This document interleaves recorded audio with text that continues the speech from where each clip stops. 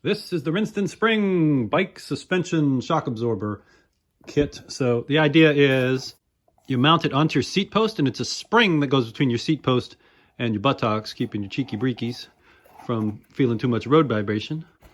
So this was a result of a Kickstarter campaign by this guy named Uri Kupitska. This thing, I paid $44 for it. So I think that's about what it costs. Not sure on that. You can go to his website and find out. So the idea is pretty simple, but they said they took 2 years to develop this spring, like to find the exact spring tension for it to be perfect. And if you want very little bounce, you set it towards the 0 end. And if you want to bounce hard, you set it to the higher number. And then you want to keep the top and bottom numbers close to the same while you're doing that. And then you can tune it as needed. And when you sit on it, it's going to rock a little bit. So you got to adjust the angle of your seat appropriately. So getting that dialed in is probably going to be the trickiest part. And then figuring out just how much bounce I want. I'm going to put it on my hardtail mountain bike that I use as a road bike. And I just want it to smooth out the bumps on my butt when I'm pedaling. How much does it weigh, you say? Let's find out. Hello. That's 12 ounces or 340 grams. So it weighs as much as a beer. There you go.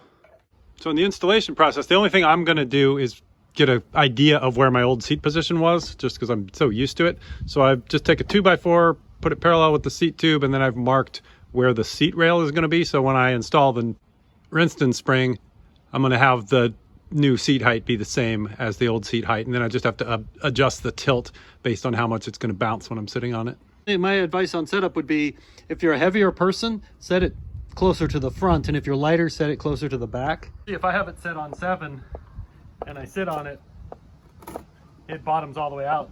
So here's the angle I ended up with. So you notice the bike being level, the seat is way slanted down, and then when you sit on it, your weight levels it out. So it really takes a while to figure out what your optimum angle is, because it is going to bounce up, and if it bounces up too high, it's going to be painful. So 85% of my audience is male, so for you guys, it's going to jump up and bang you in the balls sometimes if you have it adjusted wrong. So you want to make sure you get the adjustment right, but it still does rock back and forth and feel kind of weird. This is the setting I ended up with. I didn't like it to be bouncing around too much. Like back here, you're all over the place. So I'm on setting number 2, top and bottom, and that gives me a little bit of float, but it's still under control and you're not hopping up and down like a lowrider.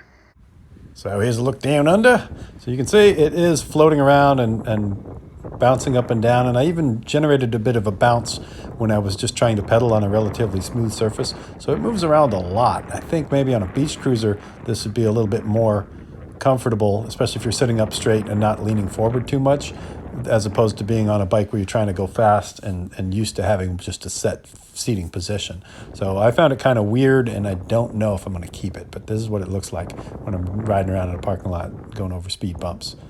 All right, final thoughts on this. And it works, but I feel like I'm bouncing, like especially if I'm even on a smooth surface, pedaling fast, it bounces up and down.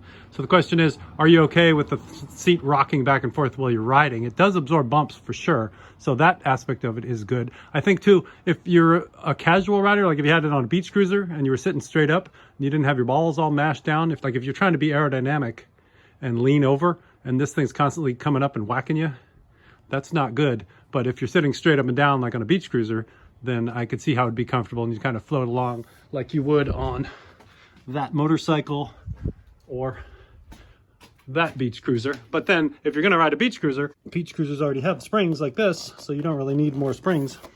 And being on a seat that rocks back and forth while you're sitting on it is pretty weird as well. I mean, I think if you measured the energy, there's probably some energy loss there if you're an energy freak, and I think I'm probably going to end up taking it off the bike.